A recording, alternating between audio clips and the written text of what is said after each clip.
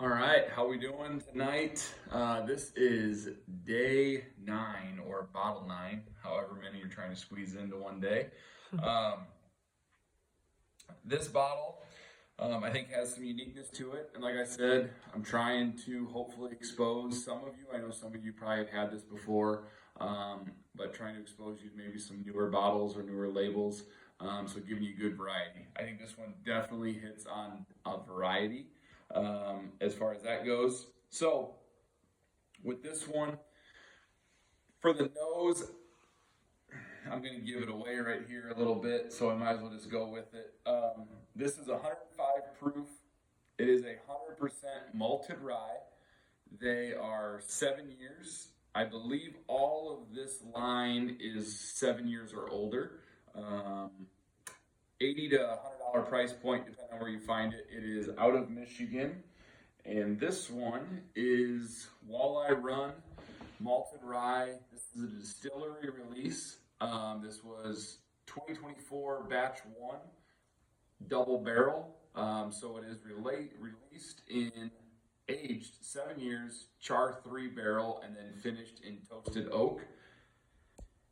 They do have regular releases. This is, like I said, is a limited release from their distillery. You will be able to find.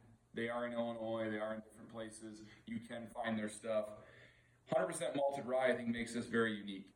This is the same label. This is New Holland. The same people that do Dragon's Milk Origins, which I have back there. This is their rye version, and so I get some of the same notes, and maybe it's just I'm biased. I know what I'm drinking before I get in there. I cannot get away from the apricot, pears, stone fruit that they have on their normal whiskey or bourbon. This one has a little bit different. I think it's more of a charred or burnt apricot, not as sweet. You definitely have vanilla, some leather. You can get the malt, cherry, raspberries. I don't think it's overly sweet like their whiskey is, or the bourbon. Sorry, I keep saying that, but the rye definitely gives you the rye spice. I was shocked to see that it was 100% malted rye. When I drank it the first time, I didn't know it was 100% malted rye. I feel like it has bourbon notes to it still, but with the malted rye, you're going to get something a little more unique. And whatever they do with their malted grains or however they do it, I cannot get away from the apricot. So it might be a love-hate for some of you. I think it's definitely a note that stands out. Some other tasting notes that some places I looked up had was green tea. I don't have a lot of green tea, so I don't really know what that flavor would be, but green tea, mint, I definitely hit a little of the mint, almond and nutmeg. I still get the rye spice, which I think balances out that little bit of sweetness, that little hint, but I think that toasted goes more with the char. So you might not totally know that this is a New Holland when you see this label, but like I said, you will see it around. They do a lot of distillery releases, but they still have their normal flagships. So 105 proof, 7-year malted rye. It is the same label as New Holland. Walleye Run is just their rye. So anything, and I think they do a weeded Walleye Run. So it's just another little label that they're releasing. So hopefully you guys like it.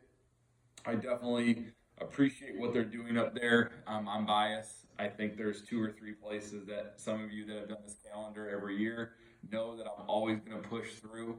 And this is definitely one of them. New Holland, I think, does amazing things, let alone their beer, but their stuff's just amazing, whether it's their bourbon or their rye. And I don't think this one disappoints. And local guys, there is a distillery pick that is at Famous Beverage Genie that is very, very good. Another 7-year rye. So cheers to that, and hope you enjoy it.